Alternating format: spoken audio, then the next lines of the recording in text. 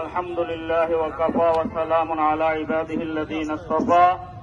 অনেক কষ্টের শিকার এবং অনেক ধৈর্য ধারণ করে কাঠফাটা রৌদ্রের মধ্যে আপনারা যে এই কোরবানি দিয়েছেন, তবে এটা গাজার মুসলমানরা যে কোরবানি দিচ্ছে তার সাথে তুলনা করলে কিছুই না।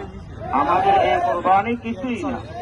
আমি কথা দীর্ঘায়িত না করে পূর্বের বক্তাদের সাথে একাত্মতা পোষণ করে আমি ঘোষণা দিচ্ছি, বাজার মসজিদের মিম্বর থেকে স্পষ্ট ঘোষণা আসবে এবং ছাগলনাইয়া বাজারের সকল মসজিদের মিম্বর থেকে স্পষ্ট ঘোষণা আসবে অচিরেই। আজকে থেকে যেই সকল হোটেল, দোকান এবং যেই সমস্ত ব্যবসায়ীরা ইসরায়েল এবং আমেরিকার পণ্য বেচা বিক্রি বন্ধ না করবেন, যখন আমরা মিম্বর থেকে ঘোষণা দিব সাধারণ ক্রেতা সাধারণকে আপনাদের দোকান বয়কট করার জন্য, তখন কিন্তু আমাদেরকে দোষারোপ করবেন না। স্পষ্ট ঘোষণা আসবে দুই একদিনের মধ্যে, এবং কোন কোন দোকানে ইসরায়েলি এবং আমেরিকার পণ্য বিক্রয় হয় স্পষ্টভাবে আমরা বয়ানের মধ্যে ওই দোকানের নাম সহকারে ঘোষণা করব।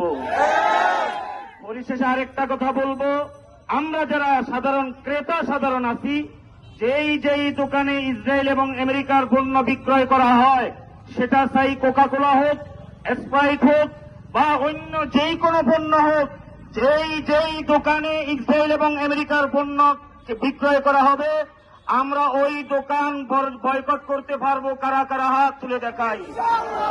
আল্লাহ আমাদেরকে কবুল করেন। লজ্জা লাগে না? লজ্জা লাগে না?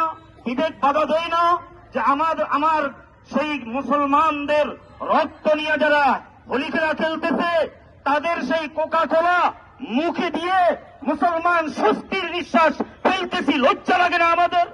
আমাদের বিবেক তো হতভম্ব হওয়া চাই যে আমাদের মুসলমানদের রক্ত দিয়ে তারা এমন করতেছে। আমি কথা দীর্ঘায়িত করব না। আল্লাহ তাআলা আমাদের এই উপস্থিতিকে সর্বস্তর দল মত নির্বিশেষে সর্বস্তরে যে আমরা এখানে জিহাদের অংশ হিসেবে অংশগ্রহণ করেছি, আল্লাহ তাআলা আমাদেরকে এই অংশগ্রহণকে কবুল করেন। যেই ছাত্র তৌহিদি জনতার উদ্যোগে আজকের এই আয়োজন, আল্লাহ তাআলা তাদের ঈমানি জজবাকে আরো ত্বরান্বিত করেন, আর ঈমানি জজবাকে আরো বেশি থেকে বেশি আল্লাহ বৃদ্ধি করে দেন। সকলে বলি আমিন। সামনে যতগুলা কর্মসূচি আসবে ইসরায়েলের বিপক্ষে এবং আমেরিকার বিপক্ষে, সকল কর্মসূচিতে সর্বস্তরে আমরা অংশগ্রহণ করব তো ইনশাআল্লাহ। আল্লাহ তাআলা আমাদেরকে তৌফিক দান করুন।